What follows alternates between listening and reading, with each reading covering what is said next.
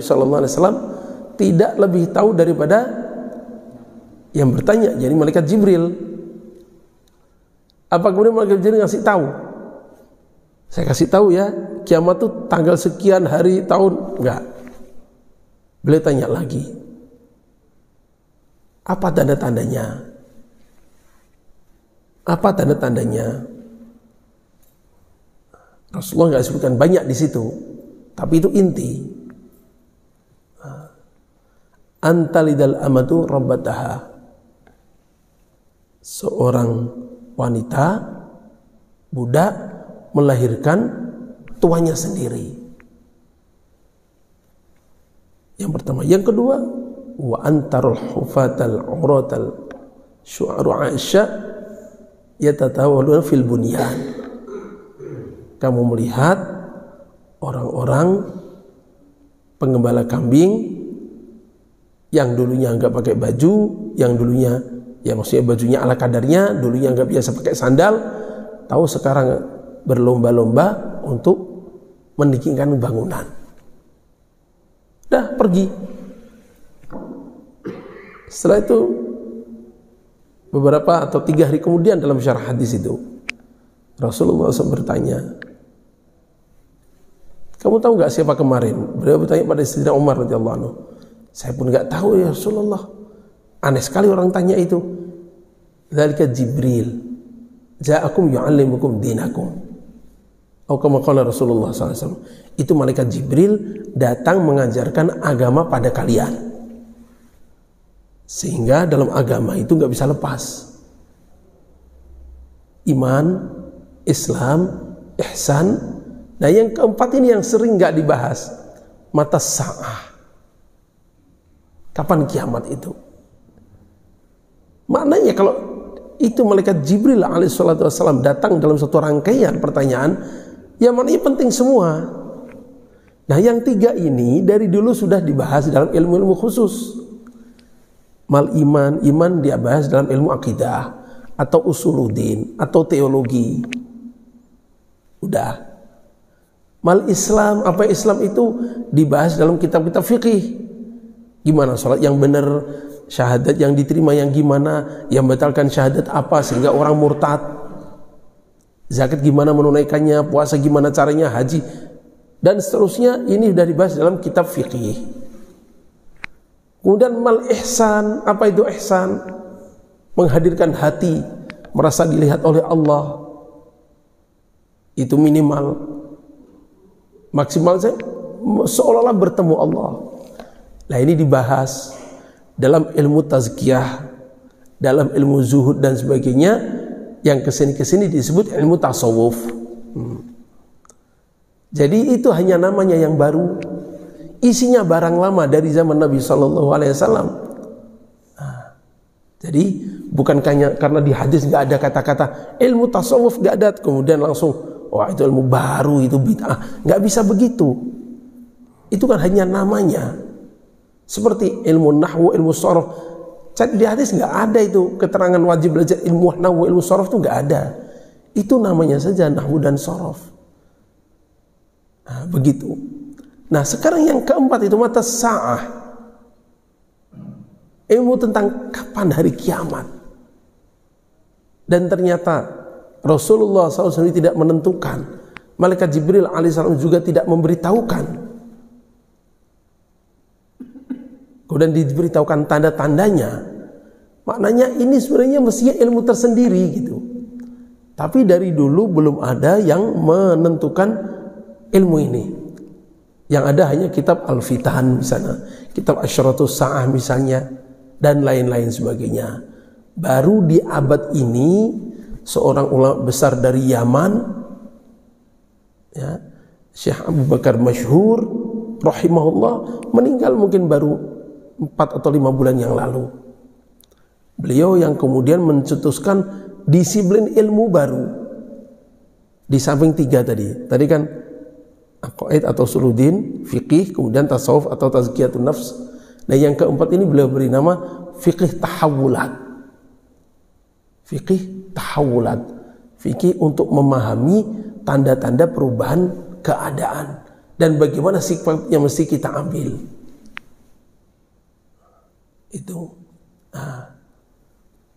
Itu yang kemudian dikembangkan ya, udah kehendak Allah. Beliau wafat baru tahun kemarin itu. Tahun ini, bukan tahun kemarin, beberapa bulan yang lalu. Dan beliau pula lah yang dinukil kitabnya tersebar kemana-mana, bahwa 4 tahun yang lalu beliau sudah tulis di kitabnya kata-kata corona itu. Saking Allah bukanya kepahaman tentang asyratus sa'ah itu. Jadi kembali ke dalil tadi, maknanya ilmu tentang asyratus sa'ah ini bagian dari ilmu yang sangat penting dalam Islam, dalam agama, sangat penting sekali. Cuman tadi itu udah 1000 tahun lebih belum dibuat disiplin ilmu tersendiri, sampai munculnya Habib Abu Bakar Masyhur ini rahimahullah rahmatan wasi'ah.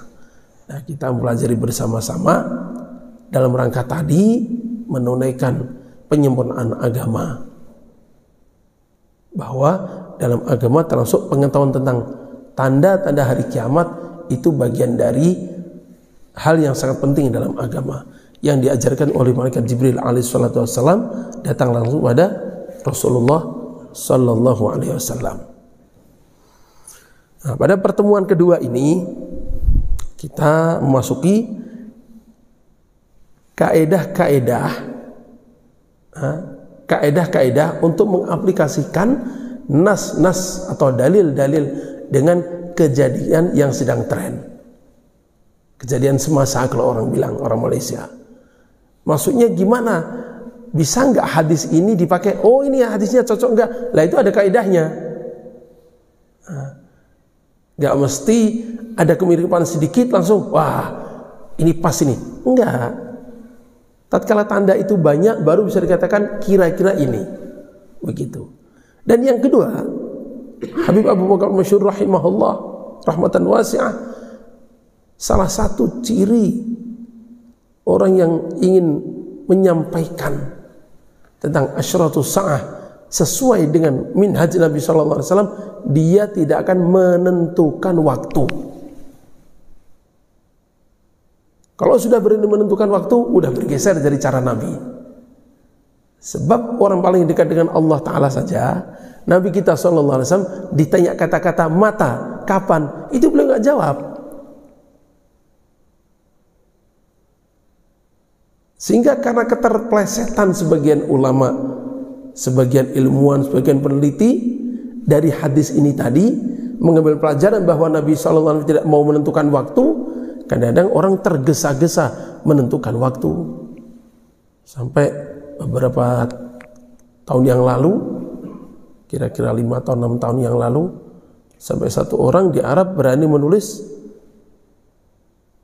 Imam Mahdi muncul 2012 kalau nggak salah. Ditulis di situ. Masya Allah, ternyata kan enggak. Akan jadi jatuh begini. Alhamdulillah kalau orang memahami ini kesalahan ulama tersebut dalam ijtihad. Alhamdulillah. Yang dikhawatirkan lebih fatal lagi, orang enggak percaya hadisnya Nabi, ya itu yang bahaya. Padahal yang salah bukan hadis Nabinya sallallahu alaihi wasallam, bukan. Yang salah tanzilun nusus 'alal waqi', mengaplikasikan, memadukan antara tekstual dan kontekstual. Nah, itu makanya ada kaidah-kaidahnya. Salah satunya tadi yang sangat penting, bahwa kembali pada cara Nabi sallallahu alaihi wasallam tidak menentukan waktu. Kapan? Contoh lagi, ada buku yang sempat viral kira-kira 10 tahun yang lalu kalau nggak salah atau lebih. Judulnya Umur Umat Islam, terjemahan dari Mesir. Ya memang sangat meyakinkan kalau melihat itu.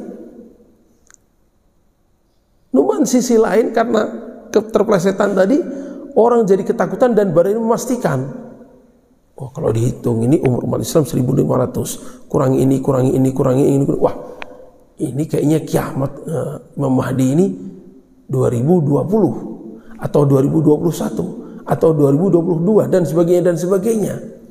Sehingga orang kadang ketakutan. Misalnya begitu. Atau contoh lagi beberapa tahun yang lalu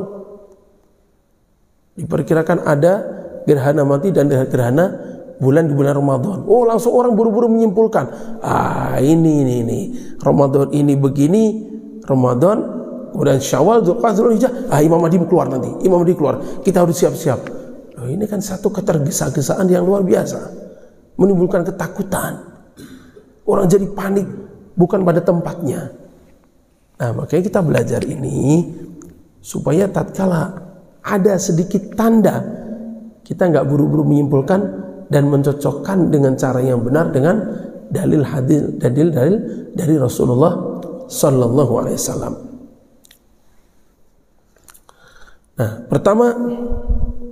kaidah pertama, bahwa kita memang oleh Rasulullah SAW tidak dituntut untuk bisa memahami dan mencocok-cocokkan antara dalil dan kenyataan. Biarkan itu hak ulama yang pakar bidang itu untuk memahami dan menjelaskan. Kalau kita membaca sekilas mereka sendiri, tadi yang timbul kepanikan, ketakutan, kekhawatiran, akhirnya mengambil langkah-langkah yang malah kontraproduktif, nggak sesuai dengan keinginan Rasulullah Sallallahu Alaihi Wasallam.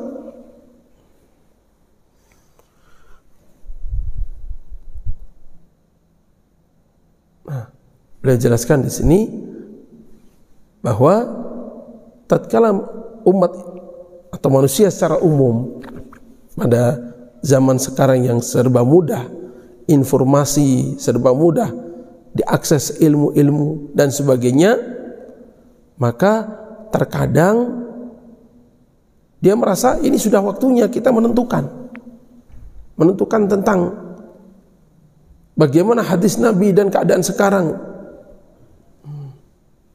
Padahal nggak begitu. Padahal tidak begitu. Sebab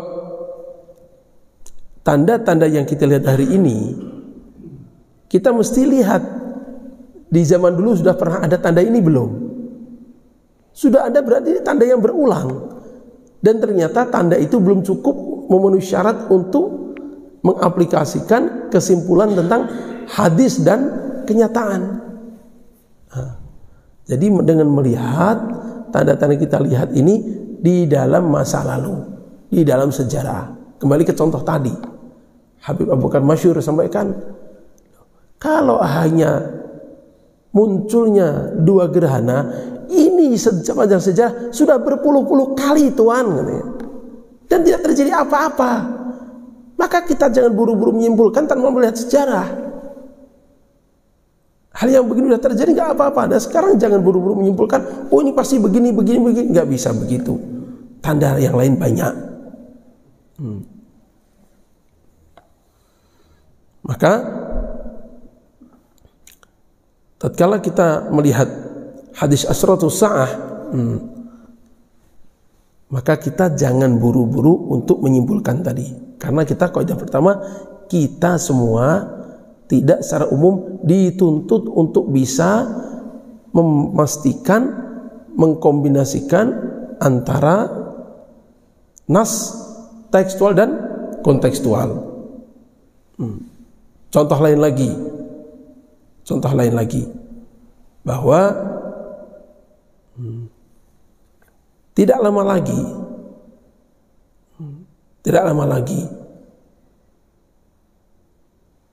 Irak akan mengalami suatu masa dirham, dinar, bahkan tepung gandum pun tidak bisa masuk ke sana. Termasuk tanda hari kiamat. Kemudian tatkala tahun 1990 terjadi embargo, lalu orang memutuskan, oh ini benar hadis Nabi ini, berarti nggak lama lagi kiamat.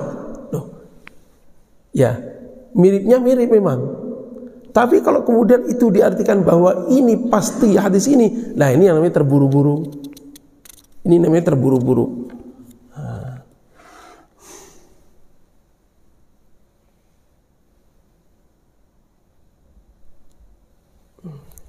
Ada lagi ada lagi. Ini beliau kasih contoh-contoh langsung ini. Keterplesetan sebagian orang dalam mencocokkan teks dan konteks. Ada kitab Asrarus Sa'ah namanya. Beliau katakan bahwa Dajjal itu nanti akan memimpin satu wilayah namanya Iran. Loh, kan kacau ini. Sebelum itu munculnya Imam Al-Mahdi. Dan nanti itu Dajjal itu namanya adalah Muhammad Khatmi, atau dalam kata lain Ayatullah Gorbachev. Oh, kan jauh sekali. Ini gimana? Dan ini ditulis di kitab. Nah, cuma alhamdulillah kitabnya agak sesuai ke kita, agak terjemahan bahasa Indonesia gitu. Nah, ini contoh-contoh bagaimana bahwa orang Arab pun masih mungkin kepleset gitu. Maka kalau orang Indonesia memprediksi kemudian kepleset, ya udah maklum aja. Hal begitu sudah banyak. Kemudian ada lagi kitab namanya Al-Masihud Dajjal. Ya, Al-Masihud Dajjal. Dalam kitab Al-Masihud Dajjal ini yang ditulis oleh namanya Syekh Said Ayyub. Beliau sampai karena mencocok-cocokkan yang tidak tepat tadi, pakai cocok logi tadi, sampai beliau berani mengatakan bahwa Imam Mahdi Al-Muntadhir itu adalah Saddam Hussein. Ditulis di kitabnya.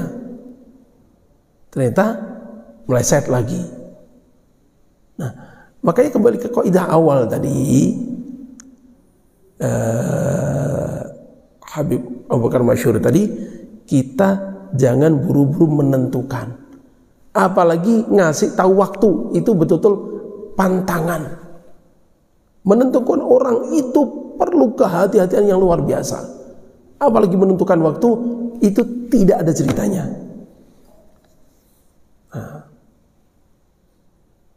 Nah, ini sebaliknya ada lagi penulis kitab Syekh Amin Muhammad Jamal, menulis kitab namanya Armageddon. Nah, ini kan namanya aja juga udah nama dari non muslim ini. Kalau tadi Syekh Ayyub bilang Saddam Hussein adalah Mahdi Muntadhir, nah, kalau ini sebaliknya, Amin Muhammad Jamal dalam kitabnya Armageddon tadi menulis bahwa Saddam Hussein itu adalah Sufyani. Sufyani itu siapa? Sufyani itu dalam hadis adalah satu orang memimpin pasukan akan menyerang Imam Al-Mahdi, kemudian tatkala sampai di tanah Al-Baida. Al-Baida ini diartikan salah satu dari dua. Al-Baida nama tempat, dan ada sekarang nama tempat namanya Baida itu. Di tempat yang biasanya orang sebut Gunung Magnet itu namanya Baida. Kadang-kadang orang pergi haji diajak wisata ke Gunung Magnet. Pernah Pak? Ada yang pergi haji atau pernah diajak ke sana? Ayo kita sekarang wisata ke Gunung Magnet. Duh, Masya Allah. Dalam sisi begini nih, saya sedih sebenarnya. Ini cerita lain ya. Saya sedih. Kenapa? Ya maaf, ini kan akal-akalan gitu. Wisata yang betul-betul gak ada manfaatnya gitu. Gak ada hubungannya dengan hadis, gak ada hubungannya dengan sejarah, gak ada hubungannya dengan keindahan alam, gak ada hubungannya apa-apa. Maaf, hanya akal-akalan aja. Ini Gunung Magnet. Kadang-kadang diperbuas lagi. Hati-hati Pak. Kita mendekati Gunung Magnet, peniti-peniti, jarum-jarum, awas dijaga. Jangan sampai nanti lompat, tahu-tahu nempel. Oh, saya pun pertama juga, kayak apa ajaibnya usai kayak gitu itu. Saya sana nggak ada apa-apa, nggak ada apa besi berterbangan, nggak ada juga. Loh, mana magnetnya saya tanya itu? Ya ini, loh mana buktinya? Buktinya nanti kita pulang. Loh, gimana? Bapak lihat nanti bahwa mobil ini tanpa dinyalakan mesinnya sudah jalan sendiri karena magnet. Loh, kan ketika kita pulang itu meninggalkan magnet, kok masa malah jalan? Ini gimana logikanya? Ya pokoknya begitu. Waduh, udah gak masuk akal. Sampai ada satu orang penasaran, dia letakkan ini air 1 gelas, taruh di mobil. Langsung dia bilang ke guide dan supirnya, "Pak, lihat. Lihat ini. Ini memang tanahnya miring ini, tuh lihat, mau bohongin gimana? Manet apaan ini, memang tanahnya miring, tuh lihat permukaannya kelihatan miring tuh. Bapak jangan ngakal-ngakalin kami, bilang Bukit Manet, Gunung Manet, ini memang miring. Jadi kalau turun miring, jalan tanpa mesin itu biasa, di Indonesia juga banyak. Soal ini kemiringannya kecil." Nah, itu baida itu. Itu baida. Ada lagi mengartikan baida itu tanah yang berpasir, putih, agak garam-garaman. Nah, kembali ke Sufyani tadi, kita nanti akan ketemu supaya kita kenal tokoh-tokoh dalam Asyratus Sa'ah ya.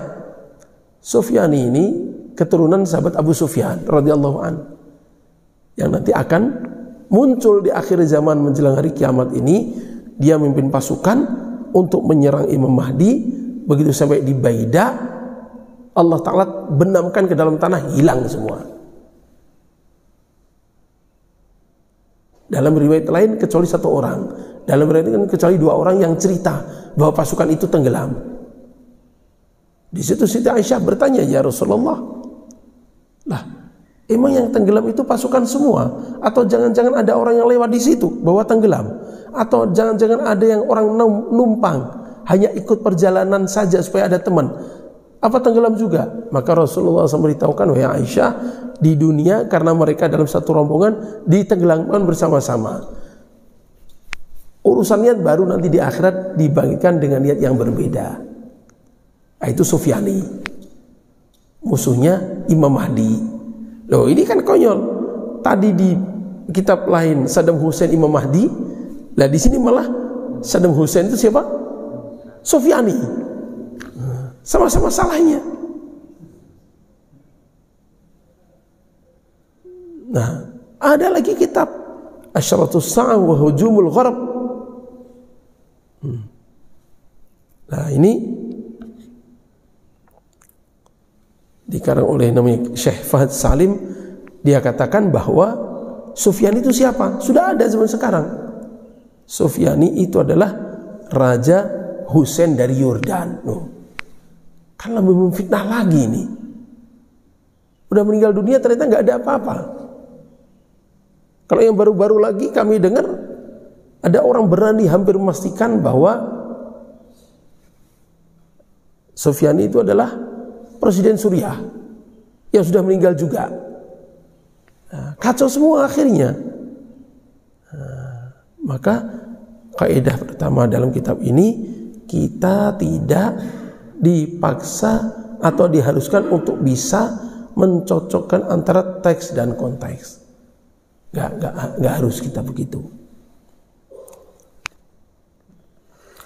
Nah, ini adalah contoh-contoh keterplesetan karena terburu-buru dan kurangnya menguasai hadis Asyratus Sa'ah dan kaidah-kaidahnya. Akhirnya membuat kesimpulan yang justru sangat jauh dari kenyataan. Nah, ini kita ambil contohnya. Bagaimana tatkala hadis itu memang sudah pasti baru boleh. Contoh apa? Hadis riwayat Imam Muslim, Sayyidah Asma radhiyallahu anha, putri Sayyidina Abu Bakar Siddiq radhiyallahu anhu, tatkala putranya yakni Abdullah bin Zubair dibunuh, maka beliau langsung berdiri ngomong pada Hajjaj bin Yusuf, gubernur Mekah yang memimpin pembunuhan itu. Maka beliau katakan, "Ketahuilah, sungguhnya Rasulullah sallallahu alaihi wasallam telah menyampaikan pada kami bahwa dari kabilah Tsaqif akan ada pendusta dan penumpah darah. Adapun pendusta kami sudah lihat, adapun penumpah darah saya menduga bahwa orangnya tidak lain adalah kamu orangnya." Langsung begitu. Tapi tetap beliau kata-kata, "Fala ikhalak." Saya punya dugaan kuat. Nah gitu. Masih kata-kata begitu. Berani menentukan karena memang sudah pasti benar gitu. sudah pas bener. Maka hajat pun pergi, nggak bisa jawab juga. Nah, di sini Imam Nawawi rahimahullah katakan yang dimaksud Sayyidah Asma radhiyallahu anha, kadzab itu siapa? Mukhtar bin Abi Ubaid, seorang pendusta banget lah gitu. Mengaku nabi, mengaku datang malaikat Jibril dan sebagainya. Itu kabilah Tsaqif. Dan kemudian ulama-ulama syarah hadis juga sepakat dengan kesimpulan Sayyidah Asma radhiyallahu anha tadi. Lah itu baru oke. Kalau begitu itu gitu. Bukan terburu-buru macam tadi. Nah. Atau contoh lain. Contoh lain yang ulama sudah membuat sedikit kesimpulan. Dalam Imam Muslim, Rasulullah SAW bersabda, "La taqumus sa'ah hatta takhruja narun min ardil Hijaz tidu laha anaqal ibil bi Busra." Kiamat tidak akan terjadi sampai api keluar dari Hijaz. Sampai api keluar dari Hijaz. Begitu berkobar-kobarnya api dari Hijaz tadi, sampai onta-onta yang berada di kota Busra di Syam sana, ribuan kilometer, itu pun leher-lehernya terkena cahaya api tadi. Nah, ini oleh Imam Abu Syamah rahmatullah alaih dikatakan bahwa pada tahun 654 malam Rabu bulan Jumadil Akhirah muncul suara yang meledak-ledak, kemudian ada gempa sampai benar runtuh, rontok dan sebagainya. Kemudian muncul kobaran api begitu besar dari kampung dekat Bani Quraidah di Madinah. Kami yang di Madinah bisa melihat, dan yang di luar Madinah pun bisa melihat. Sampai waktu itu malam-malam pun para wanita bisa menenun pakaian dengan bantuan cahaya api tadi. Dan Imam Nawawi rahimahullah sampaikan, kurang lebih api yang muncul pada 654 itulah yang dimaksud oleh Nabi Shallallahu Alaihi Wasallam. Imam Ibnu Hajar pun mengatakan bahwa api itulah yang dimaksud oleh Nabi Sallallahu Alaihi Wasallam. Udah, karena memang nggak ada ihtimal lain dan belum pernah terjadi sebelumnya, baru bisa dipastikan begitu. Dan itu juga bagian dari asyrat, tanda yang masih agak jauh gitu. Bukan kemudian setelah muncul api besok kiamat, nggak begitu. Kemudian yang ketiga, contoh lain lagi, la taqumus sa'ah hatta tadhharul fitan wa yakthurul kadhib wa tataqarabul aswaq wa yataqarabul zaman wa yakthurul haraj. Qila mal haraj qala al qatlu. Kiamat tidak akan terjadi sampai satu, muncul fitnah yang begitu banyak. Banyak orang tipu-tipu. Sudah belum ini? Fitnah ada? Banyak banget. Banyak orang bohong. Hoax di mana-mana. Wa tataqarabul aswaq, dan pasar menjadi sangat dekat. Ada nggak pasar dekat sekarang? Iya, di genggaman kita ada pasar makin dekat ini. Dan waktu terasa pendek dan singkat. Terasa nggak? Terasa.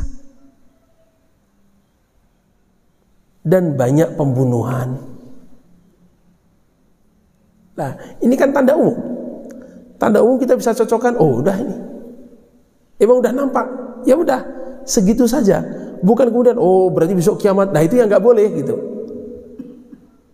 Tapi kita makin meyakini tentang masa depan, tentang asyratus sa'ah yang disebutkan oleh Rasulullah SAW. Ternyata ada di antara tanda itu yang kita alami sendiri. Oh benar ini. Kalau generasi sebelum kita kan bayangkan pasar makin dekat itu gimana, apa banyak pasar kan gitu. Ternyata pasar juga nggak makin banyak, ya itu saja. Tapi dengan teknologi, subhanallah, pasar seluruh dunia ada di tangan coba. Itu kan sangat mendekat. Nah itu hebatnya Rasulullah SAW memberitahukan tentang masa depan yang kita kalau nggak ngalami nggak akan paham gitu. Begitu kita ketemu baru paham. Orang yang 10, 20 tahun, 20, 30 tahun yang lalu memahami ini susah ini. Nah, itu kaidah pertama, kita tidak dipaksa, biarkan itu hak ulama. Kaidah kedua, laisa syartan ay yakuna wuqu'u asyratis sa'ah qariban min qiyamiha faqad tataqaddamu 'alaiha bi zamanin tawil. Nah ini. Makanya ada asyrat, ada amarat. Ada alamat. Nah, jadi asyrat itu tanda-tanda yang masih jauh seperti tadi itu. Banyak fitnah, berdekatannya pasar atau munculnya api, itu masih jauh. Nah, nanti ada udah tandanya itu alamat qurbis sa'ah udah. Nah, itu pemisahnya apa? Pemisahnya adalah munculnya Imam Mahdi. Kalau setelah muncul Imam Mahdi, udah yang selain itu udah bisa diperkirakan, mudah diprediksi. Setelah ini akan ini, akan ini, akan ini, akan ini, udah kiamat. Nah, tapi kalau tanda-tanda selain itu masih asyratus sa'ah, masih tanda makin dekat, makin dekat, makin dekat, makin dekat, makin dekat. Dan ada satu hal, ya, ada satu hal yang ingin kami sampaikan dari Habib Abu Bakar Adni, rahmatullah alaih, bahwa jangan bayangkan Imam Mahdi misalnya itu muncul tatkala umat siap-siap untuk menyambut. Oh enggak begitu. Justru tatkala umat sudah enggak kepikiran baru Allah munculkan. Dan Allah Ta'ala sangat rahasiakan. Allah Ta'ala sangat rahasiakan.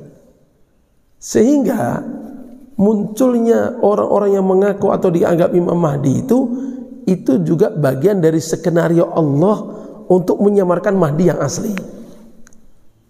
Beliau berikan perbandingan, Habib Abu Bakar Adni itu berikan gambaran perbandingan. Ada seorang presiden misalnya, atau seorang ilmuwan, ini kejadian di Pakistan ini.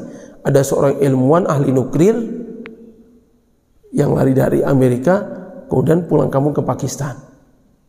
Nah, maka karena beliau ini menjadi incaran, gimana langkah pemerintah intelijen untuk mengamankan? Dibuatlah duplikasinya. Orang yang geraknya mirip dan sebagainya pakai topeng, udah mirip, persis saja. Sehingga tatkala hadir pergi itu orang betul-betul bingung, ini asli atau yang palsu, ini aslinya atau duplikasinya. Nah, kata Habib Abu Bakar Adni rahimahullah, manusia aja bisa menyiasati begitu, apalagi Allah Ta'ala gitu. Jadi munculnya orang-orang yang mengaku Mahdi, dianggap Mahdi dan sebagainya, itu untuk makin menyamarkan, supaya orang yang gak kuat ilmunya terkecoh. Oh itu Mahdi, padahal bukan. Nah, kaidah yang kedua ini, bahwa dekat itu bukan berarti tinggal hitungan hari, tinggal hitungan tahun, enggak. Dalilnya dari mana? Rasulullah sallallahu alaihi wasallam sampaikan, bu'ithtu ana was-sa'ah kahataini. Aku dengan kiamat itu dekatnya seperti ini. Loh, kok orang ambil letter lekan? Oh, berarti Nabi muncul langsung kiamat, kan gitu. Dan nempel ini kan. Jadi telunjuk dengan itu kan nempel. Ini ulama menafsirkan dua tafsir. Pertama adalah jarak di antara keduanya betul-betul dekat, bahkan nempel. Yang kedua menafsirkan selisih panjangnya ini sangat dekat. Maknanya setelah Nabi Shallallahu Alaihi Wasallam diutus, ya udah gak lama kemudian. Nah, gak lama kemudian ini yang kita hati-hati, jangan buru-buru menentukan waktu. Oh tahun 2000 sekian, tahun 2000 sekian puluh, nah gak bisa itu. Dan itu tidak boleh gitu. Itu tidak boleh. Nabi SAW tanya mata, beliau nggak mau jawab.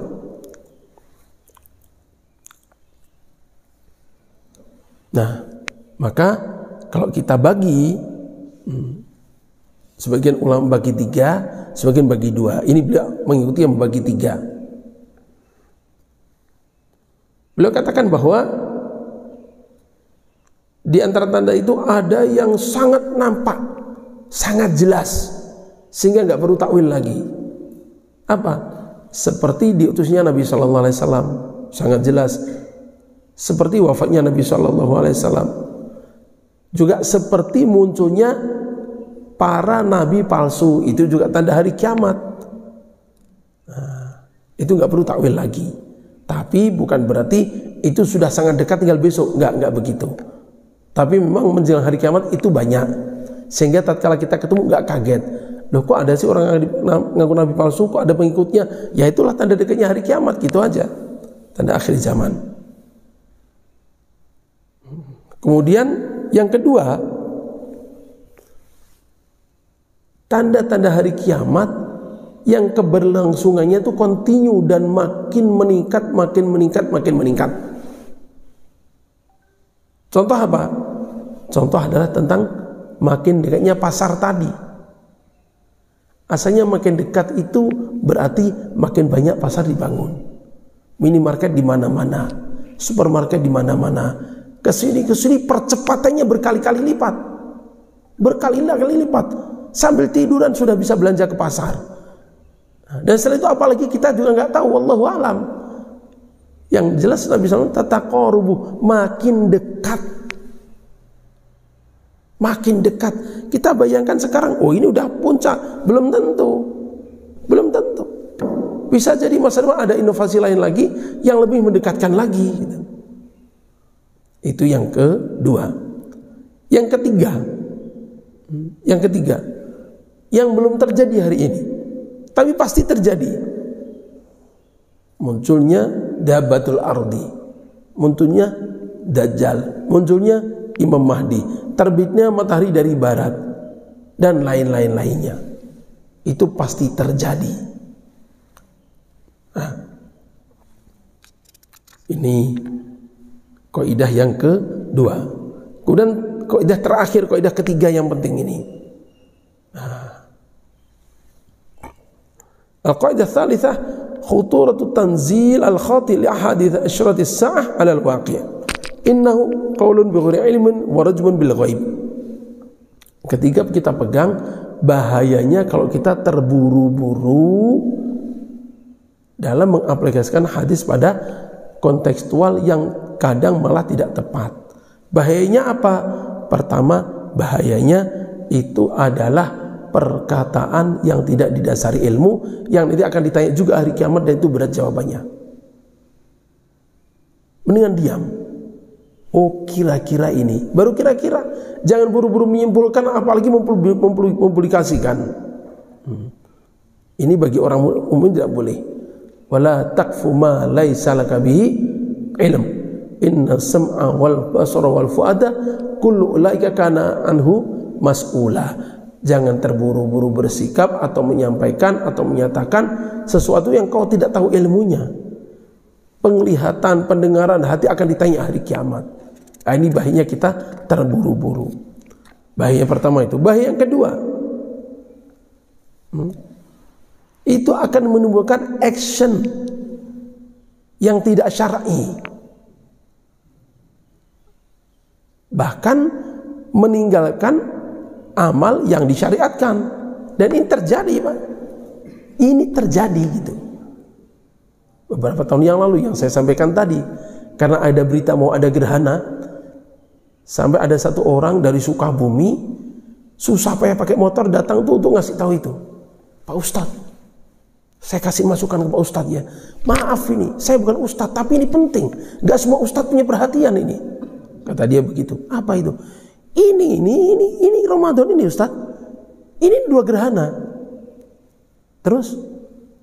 Dan setelah itu masih mandi. Sebelum mandi itu kan kelaparan. Saya udah siap-siap Pak Ustadz.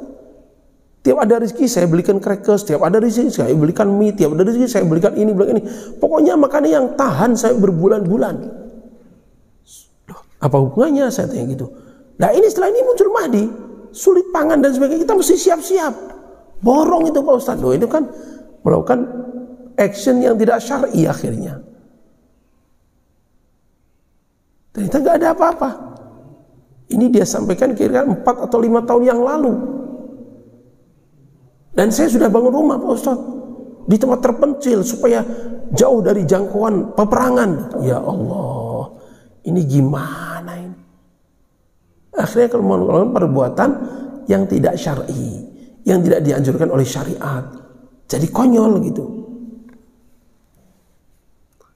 Yang ketiga, sebagaimana awal tadi saya sampaikan, yang paling dikhawatirkan kalau kesimpulan itu meleset, orang awam kemudian bukan mendustakan ulama, mendustakan Quran dan hadis. Itu yang kita khawatirkan.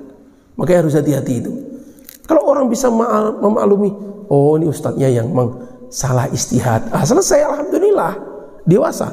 Yang kita khawatirkan orang nggak dewasa akhirnya menganggap bahwa kata-kata ustadz itu mewakili kata-kata Nabi. Nah itu yang bahaya. Padahal yang salah bukan Nabi, yang salah ustadz, yang salah orang yang memprediksi tadi. Nah, makanya dari situ tadi hendaknya kita jangan terburu-buru menyimpulkan antara teks dan konteks supaya tidak terjebak dalam kesalahan-kesalahan tadi. Nah, demikian kajian kita untuk pagi ini, baru masuk pada kaidah-kaidah bagaimana mengaplikasikan antara teks-teks hadis, teks-teks dalil dan konteks yang ada depan mata kita. Semoga bermanfaat bagi kita semua. Jazakumullah. Subhanakallah bihamdika asyhadu an la ilaha illa anta astaghfiruka wa atubu ilaik. Subhana rabbika rabbil izzati amma yasifun wa salamun alhamdulillahi rabbil alamin. Ya. Ya mungkin. Jangan yang susah-susah.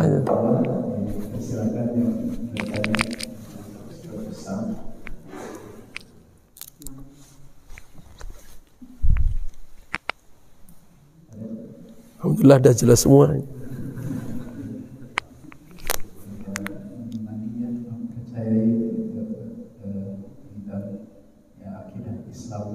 Ya.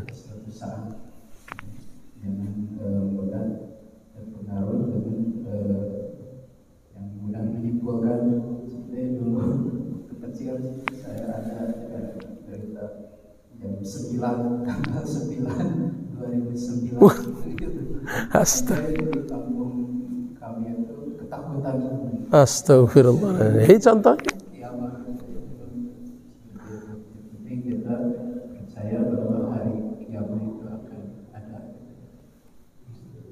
Kalau tidak ada, ya. Akhiri doa. Ya. Allahumma lakal hamdu hatta tarda wa lakal hamdu idza radita wa lakal hamdu ba'da ridha. Allahumma lakal hamdu kalladzi naqul khairan ma naqul la ilaha illa anta subhanaka inna kunna zalimin. Allahumma fiqna lima tuhibbu wa tarda min al-qawli wal 'amali wan niyyati wal hadi wal huda. Allahumma ij'alna hudatan mahdiyyin wa la dhalin mudallin. Allahumma ij'alna isma'ana ijman marhuma waj'al tafarruqana tafarruqan ma'suma wa la taj'alna fina shaqiyyan wa la mahruma. Wa sallallahu ala khairi khalqi sayyidina Muhammad wa ala alihi wasallam. Subhana rabbika rabbil izzati amma yasifun wa salamun ala mursalin alhamdulillahi rabbil alamin. Wassalamualaikum warahmatullahi wabarakatuh.